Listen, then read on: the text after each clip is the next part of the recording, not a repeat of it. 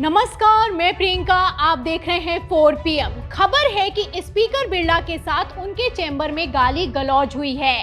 एक तरफ बिरला के खिलाफ अविश्वास प्रस्ताव आया है, तो वहीं दूसरी तरफ प्रियंका गांधी ने स्पीकर बिरला को मुंह पर बेइज्जत कर दिया है। तो फिलहाल ऐसा क्या हुआ है कि स्पीकर बिरला सदन छोड़कर भाग खड़े हुए हैं, और आखिर क्यों भारतीय जनता पार्टी ने स्पीकर बिरला को ही इस्तीफा देने के लिए मजबूर कर दिया है? आपको एक एक करके सारे सवालों के जवाब बताएंगे। स्पीकर बिरला के चेंबर के अंदर का वीडियो भी दिखाएंगे। लेकिन खबर में सबसे पहले कैसे बेशर्मी की सारी हदें पार हो चुकी हैं, खबर देखिए। खबर आप देखिए न्यूज़ 18 की। देखिए, इस खबर में लिखा हुआ है कि ओम बिरला को गालियां दी, स्पीकर के चेंबर में जबरन घुसे 20 से 25 कांग्रेस सांसद, किरण रिजिजू का आरोप। तो संसदीय कार्य मंत्री ने आरोप लगाया है और बयान ये निकलकर सामने आया है कि स्पीकर ओम बिरला के साथ उनके चेंबर में कांग्रेस के सांसदों ने गाली गलौज की है। मतलब बेशर्मी की सारी हदें ही पार हो चुकी हैं।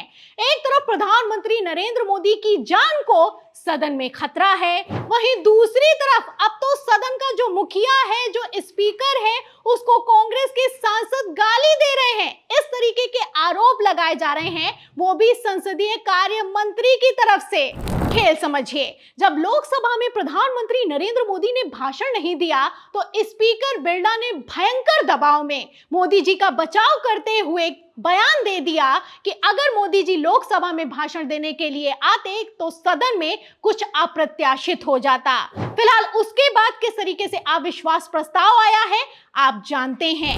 आपको बता दें कि इस अविश्वास प्रस्ताव को लेकर स्पीकर बिरला भयंकर दबाव में दिखाई दे रहे हैं, और कितना तगड़ा ये दबाव है इसका अंदाजा आप इस बात से लगा सकते हैं कि स्पीकर बिरला ने सदन छोड़ दिया है और पहली प्रतिक्रिया देते हुए बयान दिया है कि जब तक अविश्वास प्रस्ताव पर किसी तरह का कोई फैसला नहीं हो जाता है, तब तक मैं सदन की कार्रवाई में शामिल नहीं होऊंगा। फिलहाल इसी को लेकर बवाल खड़ा हो गया है। भारतीय जनता पार्टी की चौतरफा फजियत हो रही है, और अब जब इसी फजियत को लेकर संसदीय कार्य मंत्री किरण रिजिजू से पत्रकारों ने सवाल किया है कि स्पीकर बिरला सदन में क्यों नहीं आ रहे हैं, तो क्या जवाब मिला है, बयान सुनिए। स्पीकर के चैम्बर में कम से कम 20-25 कांग्रेस के एमपीस जब घुसे तो मैं भी वहां गया, और जो गाली गलौज किया स्पीकर के साथ वो तो मैं आपको बता नहीं सकता हूं।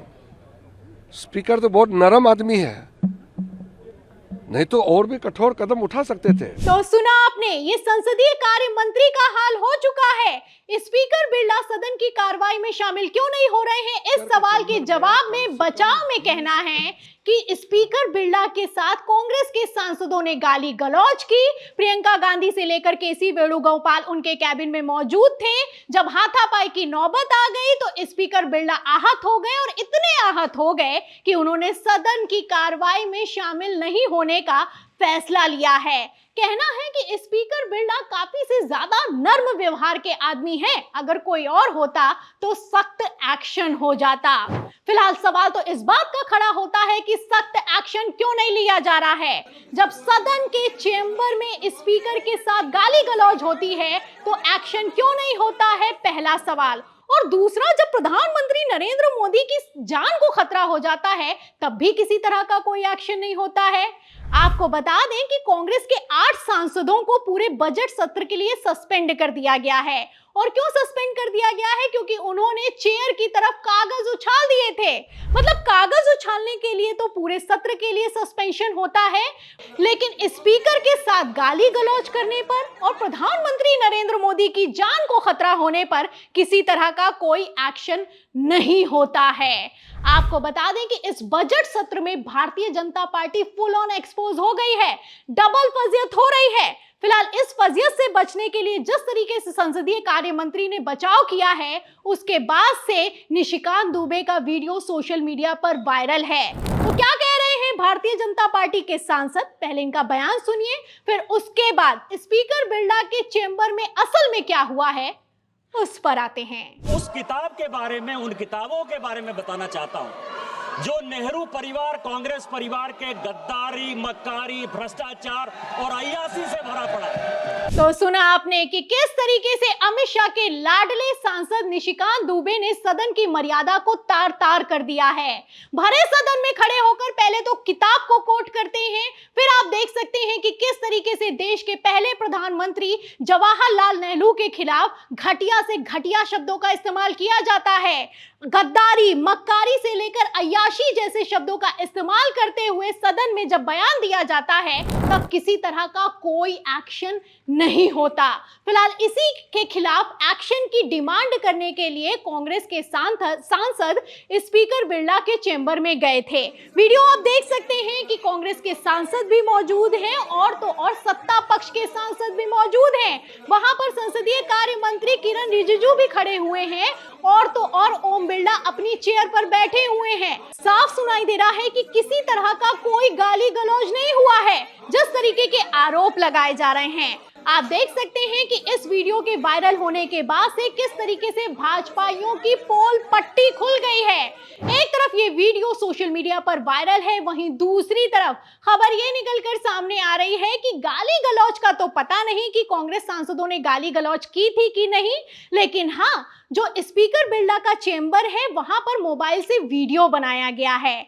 अब जो स्पीकर बिरला का चेंबर है वो भी संसद के अंदर आता है, इसलिए चेंबर में वीडियो बनाने के खिलाफ कांग्रेस के सांसदों पर एक्शन हो सकता है। मतलब जिस वीडियो के जरिए संसदीय कार्य मंत्री की पोल पट्टी खुल गई है, अब उसी के खिलाफ एक्शन लेने की तैयारी है।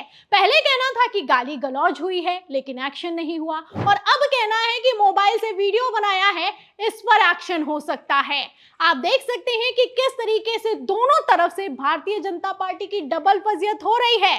फिलहाल बीजेपी इस बजट सत्र में जितना बेइज्जत हुई है ऐसा पहले कभी भी नहीं हुआ।